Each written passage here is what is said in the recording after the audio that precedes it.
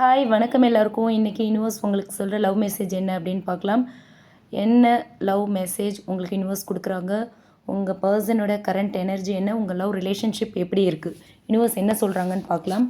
I want to be part of your life again. Okay, உங்கள் person என்ன சொல்கிறாங்கன்னா, திரும்பவும் நான் உன் வாழ்க்கையில் ஒரு பகுதியாக இருக்க விரும்புகிறேன் அப்படின்னு சொல்கிறாங்க.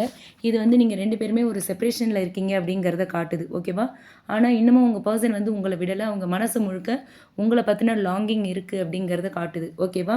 பாஸ்ட் எனர்ஜி என்னவா இருக்குது அப்படின்னா, அவங்களுக்குள்ளே ஒரு ரெக்ரெட் இருக்குது. ஒரு பிரிவோ இல்லை ஒரு டிஸ்டன்ஸ், ஒரு செப்ரேஷன், ஒரு கம்யூனிகேஷன் கேப் இதெல்லாம் இருந்தாலுமே அவங்களால நீங்கள் இல்லாத ஒரு லைஃப்பை கம்ப்ளீட்டாக ஃபீல் பண்ண முடியல. ஓகேவா?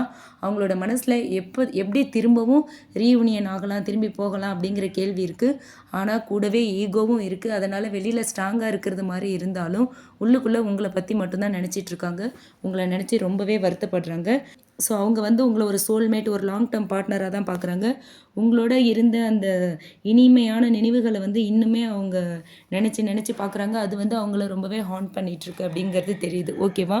ஸோ அடுத்து அவங்களோட நெக்ஸ்ட் மூவ் என்னவா இருக்கும் அப்படின்னா, I want to be part of your life again அப்படின்னு சொல்கிறதுனால அவங்க மனசு கான்டாக்ட்டுக்கு ரெடி ஆகிட்டுருக்கு. ஓகேவா? ஸ்லோவாக மூவ் பண்ணுறாங்க. முதல்ல சின்ன சின்ன விஷயங்கள் மூலயமா வருவாங்க. அதாவது மெசேஜ் பண்ணலாம், கால் பண்ணலாம், இன்டைரக்ட் சிக்னல்ஸ் கொடுக்கலாம். அதுக்கப்புறம் இந்த ரிலேஷன்ஷிப்பை திரும்பவும் ஸ்ட்ராங்காக பில்ட் பண்ணுறதுக்கு முயற்சி பண்ணுவாங்க. ஓகேவா? உங்களுக்கு கொடுக்குற கைடன்ஸ் என்ன யூனிவர்ஸ் அப்படின்னு பார்த்தோம்னா, இது வரைக்கும் நடந்த இந்த ஹர்ட்டான இன்சிடென்ட்ஸ் எல்லாத்தையும் விட்டுட்டு ஓப்பன் ஹார்ட்டடாக இருங்க.